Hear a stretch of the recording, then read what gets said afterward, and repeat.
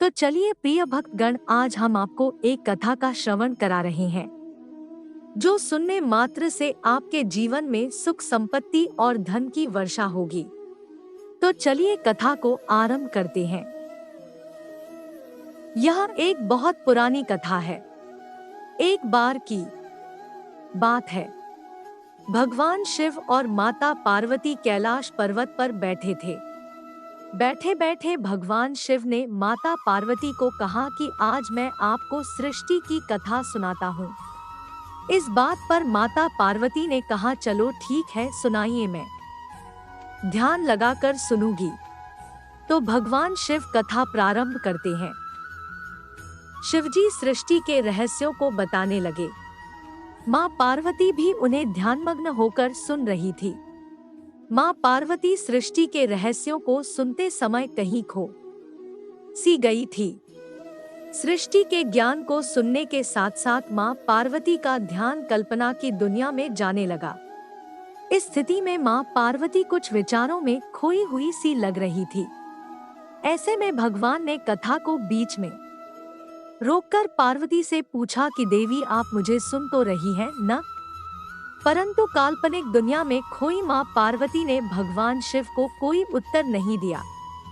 थोड़ी देर बाद माँ पार्वती वापस दुनिया में आईं। तब भगवान शिव ने माता पार्वती को कहा कि आपने ब्रह्मज्ञान की अवहेलना की है। जब कोई शिक्षा दे रहा हो तो आपका ध्यान भंग नहीं होना चाहिए।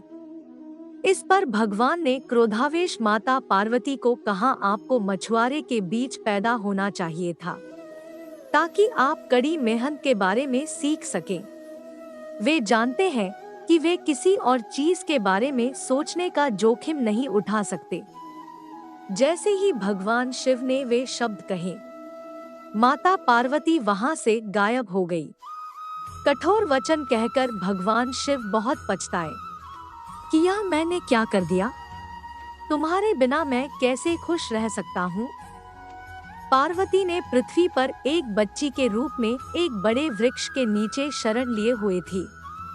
जब परवरों के प्रमुख मुखिया मछुआरा जब मछली पकड़ने के लिए जा रहा था तो एक पेड़ के नीचे छोटी सी बच्ची बैठी दिखाई दी। उसके पास में कोई नहीं था, वह अकेली थी। तो मुखिया ने गोद में उठाया और कहा, वैसे भी मेरे कोई संतान नहीं है, तो भगवान ने स्वर्ग से मुझे आशीर्वाद दिया है। मैं इसे अपनी बेटी की तरह पालूंगा। वह उसे अपने घर ले गया और उसका नाम पार्वती रखा। पार्वती एक प्यारी लड़की के रूप में बड़ी हुई और वह सभी की प्यारी थी। वह हमेशा अपने पिता के मछली पकड़ने के अभियानों में साथ जाती थी और जल्द ही उसने नाव चलाने और पानी में मछली पकड़ने की कला में भी महारत हासिल कर ली। भगवान शिव देवी पार्वती से अलगाव को सहन करने में असमर्थ थे और उनके लिए दूर हो रहे थे। जब भगवान शिव के सबसे वफादार सेवक नंदी ने अपने स्वामी को निराशा की स्थिति में देखा तो उन्होंने पूछा, मेरे भगवान, आप देवी पार्वती को वापस क्यों नहीं लाते? तो इस बात पर भगवान शिव ने कहा, तुम्हें पता है कि वह परवर वंश के साथ रह रही है।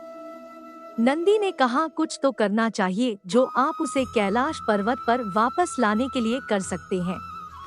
मैं कुछ नहीं कर सकता, भगवान शिव ने समझाया। दुनिया के कानून के अनुसार उसे इस जन्म में एक मछुआरे से शादी करनी होगी।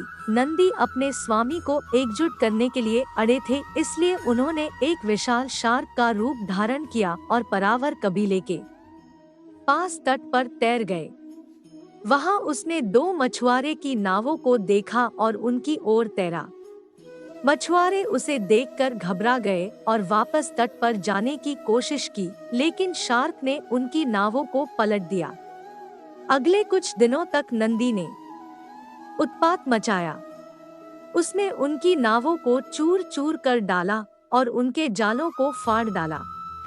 हालांकि उन्होंने यह सुनिश्चित किया कि देवी पार्वती को भगवान शिव को लौटाने की उनकी खोज में किसी भी निर्दोष व्यक्ति की जान न जाए। परवरों के मुखिया ने अपने लोगों के सामने एक घोषणा की, मैं अपनी बेटी का हाथ उस व्यक्ति को दूंगा जो शार्क को पकड़ सकता है। कई बहादुर युवक आगे आए, लेकिन नंदी ने यह सुनिश्चित किया कि कोई भी सफल न हो और उसका विनाश जारी रहे। कोई भी शार्क को पकड़ने में सक्षम नहीं था। अपनी बेटी के साथ मुखिया ने भगवान शिव से प्रार्थना करना शुरू कर दिया।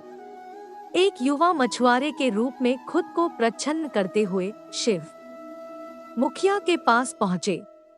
मछुआरे का रूप धारण करे हुए भगवान शिव ने कहा, मैंने सुना है कि एक शार्क आपको परेशान कर रही है, इसलिए मैं इसका शिकार करने आया हूँ। जैसा कि प्रमुख और उनके मछुआरे किनारे पर खड़े थे, युवा मछुआरा अपने हाथ में जाल लेकर पानी में उतरा और विशाल मछली को पकड़ लिया।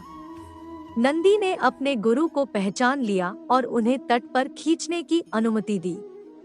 उनकी परेशानियों के अंत में कबीले आनंदित हुए और पार्वती का युवा मछुआरे से विवाह किया।